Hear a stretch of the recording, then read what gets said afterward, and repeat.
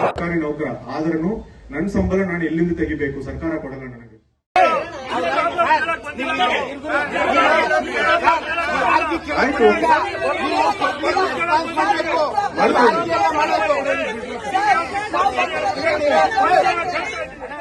ರಾಜ್ಯದಲ್ಲಿನ ಪ್ರತಿಷ್ಠಿತ ಬಯಾಲಜಿಕಲ್ ಪಾರ್ಕ್ಗಳ ಪೈಕಿ ಬೆಂಗಳೂರಿಗೆ ಹೊಂದಿಕೊಂಡಿರುವಂತಹ ಬನ್ನೇರುಘಟ್ಟ ಬಯಾಲಜಿಕಲ್ ಪಾರ್ಕ್ ಕೂಡ ಒಂದಾಗಿದೆ. ಇಲ್ಲಿ ಅಳಿವಿನಂಚಿನಲ್ಲಿರುವಂತಹ ವನ್ಯಜೀವಿಗಳ ಒಂದು ಸಫಾರಿ ಕೂಡ ಇಲ್ಲಿದೆ. ವೈವಿಧ್ಯಮಯವಾದಂತಹ ವನ್ಯಜೀವಿಗಳು ಹಾಗೂ ಸಿಯಾಕಾಶಿ ಕೂಡ ಇಲ್ಲಿದೆ. ಈ ಒಂದು ಬಯಾಲಜಿಕಲ್ ಪಾರ್ಕ್ ನಿಂದ ಬನ್ನೇರುಘಟ್ಟ ಸುತ್ತಮುತ್ತಲಿನ ಜನರಿಗೆ ತೀವ್ರವಾದಂತಹ ಸಮಸ್ಯೆ ಆಗ್ತಿದೆ. ಪ್ರತಿನಿತ್ಯವೂ ಕೂಡ ಗಂಟೆಗಟ್ಟಲೆ ಟ್ರಾಫಿಕ್ ಜಾಮ್ ಆಗ್ತಿದೆ. ಹಾಗೆ ಬನ್ನೇರುಘಟ್ಟಕ್ಕೆ ಬರುವಂತಹ ಲಕ್ಷಾಂತರ ಸಂಖ್ಯೆಯಲ್ಲಿನ ಪ್ರವಾಸಿಗರು ಕಸವನ್ನ ಎಲ್ಲೆಂದರಲ್ಲಿ ಎಸೆದು ಹೋಗ್ತಾರೆ. ಇದನ್ನ ನಿರ್ವಹಣೆ ಮಾಡೋದಕ್ಕೂ ಕೂಡ ಗ್ರಾಮ ಪಂಚಾಯತ್ಗೆ ಕಷ್ಟವಾಗ್ತಿದೆ. ಇನ್ನು ಈ ಒಂದು ಪಾರ್ಕ್ಗಾಗಿ ಭೂಮಿಯನ್ನ ಕಳೆದುಕೊಂಡಂತಹ ರೈತರಿಗೆ ಪರಿಹಾರವನ್ನು ಕೂಡ ನೀಡಲಿಲ್ಲ. ಆದ್ರೆ ಇವರು ಹೊಟ್ಟೆಪಾಡಿಗಾಗಿ ಇಲ್ಲಿನ ಸ್ಥಳೀಯ ನಿವಾಸಿಗಳು ಅಂಗಡಿಗಳನ್ನ ಹಾಕೊಂಡ್ರೆ ಅದಕ್ಕೂ ಕೂಡ ಅಧಿಕಾರಿಗಳು ಕಿರುಕುಳ ಕೊಡ್ತಾರೆ ಮತ್ತು ಆ ಅಂಗಡಿಗಳನ್ನ ತೆರವುಗೊಳಿಸೋದಕ್ಕೆ ಮುಂದಾಗ್ತಾರೆ.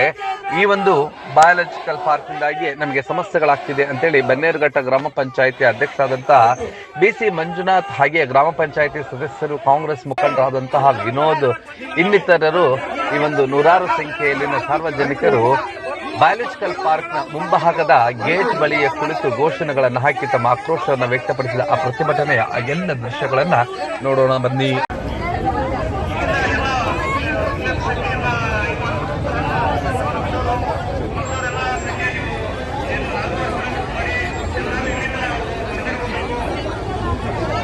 ರಾಜ್ಯದ ಪ್ರತಿಷ್ಠಿತ ಬಯಾಲಜಿಕಲ್ ಪಾರ್ಕ್ ಆಗಿರುವಂತಹ ಈ ಒಂದು ಬನ್ನೇರುಘಟ್ಟ ಬಯಾಲಜಿಕಲ್ ಪಾರ್ಕ್ ನಲ್ಲಿ ಸುಮಾರು 600ಕ್ಕೂ ಹೆಚ್ಚು ವನ್ಯಜೀವಿಗಳು, ವನ್ಯ ಪ್ರಾಣಿಗಳು ಇಲ್ಲಿವೆ. ಹಾಗೆಯೇ ಈ ಒಂದು ಪ್ರಾಣಿಗಳ ಪುನರ್ವಸತಿ ಕೇಂದ್ರ ಮತ್ತು ಸಫಾರಿಯು ಕೂಡ ಈ ಒಂದು ಬನ್ನೇರುಘಟ್ಟ ಬಯಾಲಜಿಕಲ್ ಪಾರ್ಕ್ ನಲ್ಲಿದೆ. ಈ ಒಂದು ಪಾರ್ಕ್ ನಿಂದಾಗಿ ಸ್ಥಳೀಯರಿಗೆ ಹೆಚ್ಚು ಸಮಸ್ಯೆಗಳಾಗ್ತಿದೆ. ಪಾರ್ಕ್ ನವರು ಯಾವುದೇ ರೀತಿಯಾದಂತಹ ಸೌಲಭ್ಯಗಳನ್ನ ಸ್ಥಳೀಯ ಗ್ರಾಮ ಪಂಚಾಯತಿಗೆ ಒದಗಿಸ್ತಾ ಇಲ್ಲ. ಈ ಒಂದು ರಸ್ತೆ ನಿತ್ಯವೂ ಕೂಡ ಟ್ರಾಫಿಕ್ ಜಾಮ್ ಆಗ್ತಾ ಇದೆ. ಇದಕ್ಕೆ ಪರ್ಯಾಯ ರಸ್ತೆಗಳನ್ನ ಮಾಡಬಹುದಾಗಿದ್ರು ಕೂಡ ಮಾಡ್ತಿಲ್ಲ ಎನ್ನುವಂತ ಗಂಭೀರ ಆರೋಪಗಳನ್ನ ಮಾಡಿದ್ದು ಹೀಗೆ. ಹಾಗೆ ಈ ಒಂದು ಸಂದರ್ಭದಲ್ಲಿ ಬಯಾಲಜಿಕಲ್ ಪಾರ್ಕ್ ನ ಇಡಿ ಸೂರ್ಯಸೇನ್ ಅವರು ಕೂಡ ಆಗಮಿಸಿದ್ದರು. ಈ ಒಂದು ಸೂಕ್ಷ್ಮತೆಯ ಬಗ್ಗೆ ಜನರನ್ನ ಉದ್ದೇಶಿಸಿ ಮಾತನಾಡಿದರು.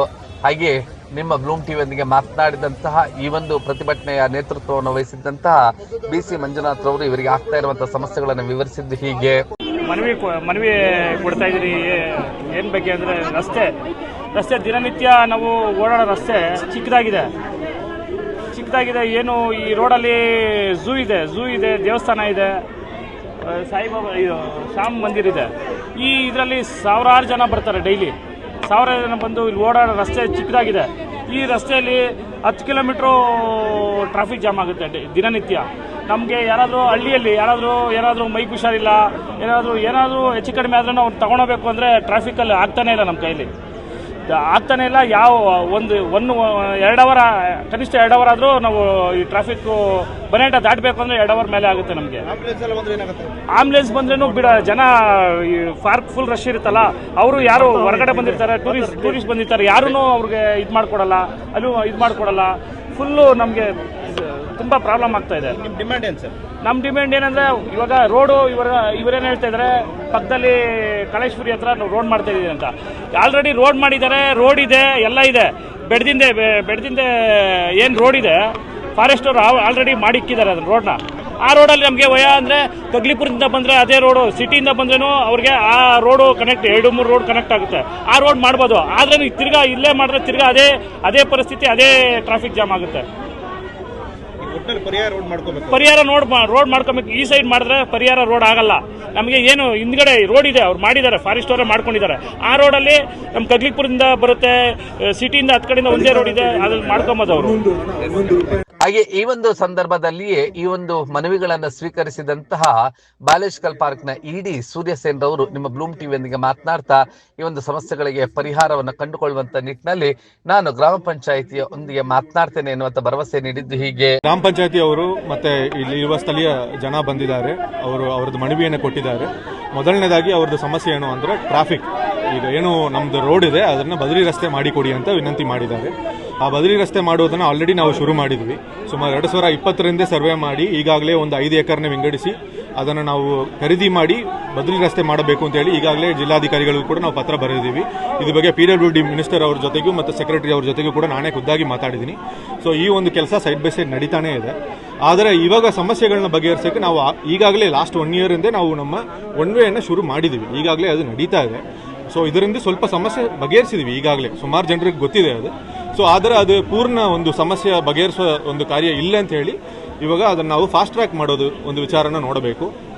ಈ ಒಂದು ವಿಚಾರವಾಗಿ ನಾವು ಇನ್ನೊಂದು 1 ತಿಂಗಳ ಒಳಗಡೆ ಪ್ರಾಬಬ್ಲಿ PWD ಅವ್ರ ಜೊತೆಗೂ ಕೂಡ ಮಾತಾಡ್ಬಿಟ್ಟು ಇದನ್ನು ಬೇಗ ಎಷ್ಟು ನಾವು DC ಅವ್ರ ಹತ್ರ ಮಾತಾಡಿ ನಾವು ನಮ್ಮ ಜಮೀನು ಖರೀದಿ ಮಾಡೋದು ಒಂದು ಪ್ರೊಸೀಜರ್ನ ಮಾಡ್ಬೋದು, ಅದನ್ನು ನಾವು ಮಾಡಿಸ್ತೀವಿ. ಟ್ರಾಫಿಕ್ ಸಂಬಂಧಪಟ್ಟ ಈಗಾಗಲೇ ಈಗ ಏನು ಒಂದು ಅಕ್ವಿಸಿಷನ್ ಆಗಿದೆ, ಇದು ರೆವೆನ್ಯೂ ಅಕ್ವಿಸಿಷನ್. ಅರಣ್ಯ ಇಲಾಖೆ ಒಂದು ಜಮೀನು ಅಕ್ವೈರ್ ಮಾಡಿಲ್ಲ. ಇಲ್ಲಿ ಇದು ಮಾಡಿರೋದೆಲ್ಲ ಕೂಡ ಕಂದಾಯ ಇಲಾಖೆ ಅಕ್ವೈರ್ ಮಾಡಿರುವ ಜಮೀನುಗಳು. ಸೊ ಈಗಾಗಲೇ ಅದರದ್ದು ಅಕ್ವಿಸಿಷನ್ ಸುಮಾರಷ್ಟು ಕಾಂಪಿಟೇಷನ್ ಆಗೋಗಿದೆ. ಯಾರದ್ದು ಆಗಿಲ್ಲ ಅವರು ಈಗಲೂ ಕೂಡ ಅರ್ಜಿ ಸಲ್ಲಿಸಬಹುದು ಕಂದಾಯ ಇಲಾಖೆಗೆ. ಸೊ ಆ ಥರ ಏನಾದರೂ ಸಮಸ್ಯೆ ಇದ್ದರೆ ಅವರು ಈಗಾಗಲೇ ಕೂಡ ಅದನ್ನು ಪರಿಹಾರವನ್ನು ತಗೊಳ್ಳಿಕ್ಕೆ ಅವಕಾಶ ಇದೆ. ಬೇಕಾದರೆ ಅವರು ಕಂದಾಯ ಇಲಾಖೆಯಲ್ಲಿ ಅವರು ಸಲ್ಲಿಸಬಹುದು. ಯಾಕಂದರೆ ನಾವು ಕಂದಾಯ ಇಲಾಖೆಯಿಂದ ಅವರು ನಮಗೆ ವಿಂಗಡಿಸಿಕೊಟ್ಟಿರೋದು ಜಮೀನು. ಸೊ ಇದಕ್ಕೂ ಅರಣ್ಯ ಇಲಾಖೆಗೂ ನಾವು ಡೈರೆಕ್ಟಾಗಿ ಕಾಂಪನ್ಸೇಟ್ ಮಾಡೋಕ್ಕೆ ನಮಗೆ ಅವಕಾಶ ಇಲ್ಲ. ಓಕೆ ಸರ್, ಝೂ ಇಂದ ಗ್ರಾಮ ಪಂಚಾಯತಿಗೆ ಒಂದು ನಯಾ ಪೈಸೆ ಕೂಡ ಒಂದು ಅನುದಾನ ಸಿಗೋದಿಲ್ಲ. ಈಗ ಇಲ್ಲಿ ಬರ್ತಕ್ಕಂಥ ಪ್ರವಾಸಿಗರೆಲ್ಲ ವೇಸ್ಟೇಜನ್ನೆಲ್ಲ ಎಷ್ಟೋಗ್ತಾರೆ, ಕುರ್ಕುರೆ ಇರ್ಬೋದು, ಬೇರೆ ಬೇರೆ ವಾಟರ್ ಬಾಟಲ್ಸ್ ಇರ್ಬೋದು, ಮೇಂಟೆನೆನ್ಸ್. ಸೊ ಅದು ಮೇಂಟೆನೆನ್ಸ್ ಮಾಡೋಕ್ಕೆ ನಮ್ಗೆ ಕಷ್ಟ ಆಗ್ತಾ ಇದೆ. ₹1 ಕೂಡ ನೀವು ಅನುದಾನ ಕೊಡೋದಿಲ್ಲ ಗ್ರಾಮ ಪಂಚಾಯತಿಗೆ, ಅನ್ನೊಂದು ಆರೋಪ ಇದೆ. ಹೌದು, ಈಗ ಏನಾಗಿದೆ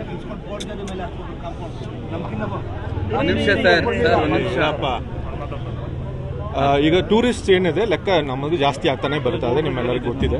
ಸೊ ಇದನ್ನು ನಾವು ಸರಿಯಾಗಿ ಮ್ಯಾನೇಜ್ ಮಾಡಿಲ್ಲ ಅಂದರೆ ಫ್ಯೂಚರ್ಲಿ ಕಷ್ಟ ಆಗುತ್ತೆ.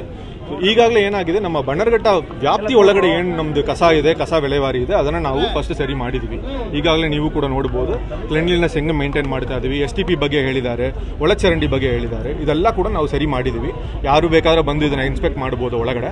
ಸೊ ಹೊರಗಡೆ ಅದನ್ನು ಬರ್ತಾ ಇದೆ. ಹೊರಗಡೆ ಮಾಡುವುದು ಏನಿದೆ, ಇದು ಒಂದು ಶೇರ್ಡ್ ರೆಸ್ಪಾನ್ಸಿಬಿಲಿಟಿ ಇದೆ. ಸೊ ಇದರಲ್ಲಿ ಪಂಚಾಯತಿ ಅವ್ರ ಜೊತೆಗೆ ನಾವು ಕೈ ಜೋಡಿಸಿ ಅವ್ರಿಗೆ ನಾವು ಹೆಲ್ಪ್ ಮಾಡಿ ಮಾಡ್ಬೋದು. ಮೊದಲನೇದಾಗಿ ನಮ್ಮ ಹತ್ರ ಏನು ನಾವು ಹಣ ಇಲ್ಲಿ ಕಲೆಕ್ಟ್ ಮಾಡ್ತಾ ಇದ್ವಿ, ನಾವು CSR ಅಂತ ಪರಿಗಣಿಸಿ ಅಂತ ಕೇಳ್ತಾರೆ. ನಾವು ಕೂಡ ಬೇರೆ CSR ಇಂದ ಹಣ ತಗೊಳ್ತಾ ಇದ್ವಿ. ಸೊ ಈಗ ಬನ್ನರಘಟ್ಟ ಪೊಲೀಸ್ ಅವರು ಕೂಡ ಇದ್ದಾರೆ. ಈವನ್ ನಮ್ಮ ಸರ್ಕಲಲ್ಲಿ ಬರ್ತಾ ಇರೋ ಒಂದು ಟ್ರಾಫಿಕ್ ಲೈಟು ಕೂಡ ನಾವು ಒಬ್ಬರ ಹತ್ರ ಕೇಳಿ CSR ಅಲ್ಲಿ ಮಾಡಿಸ್ಕೊಳ್ತಾ ಇದ್ವಿ. ಇದೇ ಥರ ಪಂಚಾಯತಿಯವ್ರಿಗೂ ಕೂಡ ಏನೇನು ಕೆಲಸಗಳಿದೆಯೋ ಅದನ್ನು ನಾವು CSR ಅಲ್ಲಿ ಕೇಳಲಿಕ್ಕೆ ನಮ್ಮ ಹತ್ರ ಒಂದು ಟೀಮ್ ನಾವು ರೆಡಿ ಮಾಡಿದ್ವಿ. ಇದಕ್ಕೆ ಮುಂಚೆ ಆ ಥರ CSR ಟೀಮ್ ನಮ್ಮ ಹತ್ರ ಇತ್ತಿಲ್ಲ. ಇವಾಗ ಒಬ್ಬರು PRO ಇದ್ದಾರೆ, ಒಬ್ಬರು ಮಾರ್ಕೆಟಿಂಗ್ ಮ್ಯಾನೇಜರ್ ಇದ್ದಾರೆ. ಸೊ ಪಂಚಾಯತಿಗೆ ಬೇಕಾಗಿರುವ ಏನೋ ಒಂದು ರಿಕ್ವೈರ್ಮೆಂಟ್ಸ್ ಇದೆ, ಅದನ್ನು ಕೂಡ ಅವರ ಹತ್ರ ನಾವು ತಗೊಂಡು ಅದಕ್ಕೂ ಬೇಕಿರುವ CSRನ ನಾವು ಕಲೆಕ್ಟ್ ಮಾಡಲಿಕ್ಕೆ ನಾವು ಪ್ರಯತ್ನ ಮಾಡ್ತೀವಿ. ಸರ್, ನಿಮ್ಮ ಜಮೀನು ಕಳ್ಕೊಂಡಿರೋದು, ನಿಮ್ಮ ಪಾರ್ಕ್ ಮಾಡಬೇಕಾದ್ರೆ ಏನು ಮೈಸೂರು ಮಹಾರಾಜ್ ಮಾಡಬೇಕಾದ್ರೆ ಸ್ಥಳೀಯ ಆಡಳಿತ ಅಂದರೆ ಸ್ಥಳೀಯ ಪಂಚಾಯತಿಗಳಿಗೆ ಇಷ್ಟು % ಮೇಂಟೆನೆನ್ಸ್ಗೆ ಅಂತ ಇಳಿಯಿತ್ತು. ಸೊ ಅದು ನೀವು ಮಾಡ್ತಾ ಇದ್ದೀರಾ ಸರ್? ಇಲ್ಲ, ಅದ್ರ ಬಗ್ಗೆ ಯಾವುದು ಮಾಹಿತಿ ನಮ್ಮ ಹತ್ರ ಇಲ್ಲ. ಈಗ ನಮ್ಮ ಹತ್ರ ಇರೋದು ಯಾವುದೇ ಒಂದು ಸರ್ಕಾರಿ ಒಂದು ಏನೋ ಒಂದು ಎಸ್ಟಾಬ್ಲಿಷ್ಮೆಂಟ್ ಏನಿದೆ, ಇದರಲ್ಲಿ ಮ್ಯಾಕ್ಸಿಮಮ್ ಕೆಲಸ ಮಾಡುವುದು ಒಂದು ಕೆಲಸ ಕೊಡುವ ಒಂದು ರೀತಿಯಲ್ಲಿ ನಾವು ಶುರು ಮಾಡ್ತೀವಿ. ಅದಲ್ಲದೆ ಕೂಡ ಈಗ ನಾವು ಇದನ್ನ ಈ ಕಮರ್ಷಿಯಲ್ ಆಕ್ಟಿವಿಟಿ ಅಂತ ಹೇಳ್ತಾ ಇದ್ವಿ. ಇದು ಪ್ಯೂರ್ಲಿ ಕಮರ್ಷಿಯಲ್ ಆಕ್ಟಿವಿಟಿ ಅಂತ ಇಲ್ಲ. ಯಾಕಂದ್ರೆ ಇದರಲ್ಲಿ ನಾವು ಸುಮಾರು ಕನ್ಸರ್ವೇಷನ್ ಆಕ್ಟಿವಿಟಿ ಮಾಡ್ತೀವಿ, ರಿಸರ್ಚ್ ಆಕ್ಟಿವಿಟಿ ಮಾಡ್ತೀವಿ, ಎಜುಕೇಷನ್ ಆಕ್ಟಿವಿಟಿ ಮಾಡ್ತೀವಿ. ಈಗ ನಿಮ್ಮೆಲ್ಲರಿಗೂ ಗೊತ್ತಿದೆ, ಸರ್ಕಾರಿ ಶಾಲೆಗಳಿಂದ ಜನ ಬರ್ತಾರೆ, ಮಕ್ಕಳು ಬರ್ತಾರೆ, ಅವ್ರನ್ನ ನಾವು ಫ್ರೀಯಾಗಿ ಕರ್ಕೊಂಡ್ ಬರ್ತೀವಿ. ಸೊ ಹಾಗಾಗಿ ಇದು ಕಮರ್ಷಿಯಲ್ ಆಕ್ಟಿವಿಟಿ ಅಂತ ಹೇಳಿದ್ರೆ ನಾವು ಒಪ್ಪಲ್ಲ. ಸೊ ಅದನ್ನು ಕೂಡ ನಾವು ಬದಲಾವಣೆ ಮಾಡಿ ಮಾತಾಡಬೇಕಾಗುತ್ತೆ. ಓಕೆ ಸರ್, ಜಮೀನು ಕಳ್ಕೊಂಡವ್ರು ಅಂಗಡಿ ಇಟ್ಕೊಂಡ್ರೆ ಅದನ್ನು ತೆರವುಗೊಳಿಸ್ತೀರಾ, ನೀವು ತೊಂದರೆ ಕೊಡ್ತೀರಿ ಅಂತಿದ್ದಾರೆ. ರಸ್ತೆಯಲ್ಲಿ ಮಾಡಿದ್ರೆ ನಿಮಗೆ ಗೊತ್ತಿದೆ, ಒಂದು ಕಡೆ ನಾವು ಟ್ರಾಫಿಕ್ ಅಂತ ಮಾತಾಡ್ತೀವಿ, ಇನ್ನೊಂದು ಕಡೆ ನಾವು ರಸ್ತೆಯಲ್ಲಿ ಅಂಗಡಿ ಕೊಡಿ ಅಂತ ಹೇಳ್ತೀವಿ. ಈ ಅಂಗಡಿ ರಸ್ತೆಯಲ್ಲಿ ಇರುವ ರಸ್ತೆ ಬದಿ ಅಂಗಡಿಗಳ ಬಗ್ಗೆ ನಾವು ತುಂಬಾ ಕ್ಲಿಯರ್ ಇದೀವಿ. ಅದನ್ನು ನಾವು ಈಗ ಮುಟ್ಟಕ್ಕೆ ಹೋಗಲ್ಲ, ಅದಕ್ಕೂ ನಮಗೂ ಸಂಬಂಧ ಇಲ್ಲ. ಬೇಕಾದ್ರೆ ಅವ್ರು ಅಲ್ಲೇ ನಡೆಸಲಿ. ಅದು ನಾವು ಪಂಚಾಯತಿಯವರಿಗೂ ಮತ್ತೆ ನಾವು ಮನವಿ ಮಾಡ್ತಾ ಇದೀವಿ ಅಷ್ಟೇ. ಒಟ್ಟಿನಲ್ಲಿ ವನ್ಯಜೀವಿಗಳ ತಾಣ ಎನಿಸಿರುವಂತಹ ಬನ್ನೇರುಘಟ್ಟ ಅಭಯಾರಣ್ಯಕ್ಕೆ ಹೊಂದಿಕೊಂಡಿರುವಂತಹ ಈ ಒಂದು ಬಯಾಲಜಿಕಲ್ ಪಾರ್ಕ್ನಿಂದ ಸ್ಥಳೀಯರಿಗೆ ಸಮಸ್ಯೆಗಳಾಗ್ತಾ ಇರುವಂತದ್ದು ನಿಜ. ಇದರ ಪರಿಹಾರಕ್ಕೆ ಬಯಾಲಜಿಕಲ್ ಪಾರ್ಕ್ನವರು ಮುಂದಾಗಬೇಕು, ಪರ್ಯಾಯ ರಸ್ತೆಗಳನ್ನು ಮಾಡಬೇಕು. ಹಾಗೆ ಲಕ್ಷಾಂತರ ಸಂಖ್ಯೆಯಲ್ಲಿನ ಪ್ರವಾಸಿಗರಿಂದ ಉಂಟಾಗ್ತಾ ಇರುವಂತಹ ಮಾಲಿನ್ಯವನ್ನು ಕೂಡ ತಡೆಗಟ್ಟುವಂತ ನಿಟ್ಟಿನಲ್ಲಿ ಬಯಾಲಜಿಕಲ್ ಪಾರ್ಕ್ ಪ್ರಾಮಾಣಿಕವಾದಂತಹ ಪ್ರಯತ್ನವನ್ನ ಮತ್ತು ಸ್ಥಳೀಯ ಗ್ರಾಮ ಪಂಚಾಯಿತಿಯೊಂದಿಗೆ ಕೈ ಜೋಡಿಸುವಂತ ಅಗತ್ಯ ಇದೆ. ಈ ಒಂದು ನಿರ್ಧಾರವನ್ನ ಯಾವ ರೀತಿಯಾಗಿ ಮಾಡ್ತಾರೆ ಎನ್ನುವಂಥದ್ದು ಕಾಲವೇ ನಿರ್ಧರಿಸಲಿದೆ.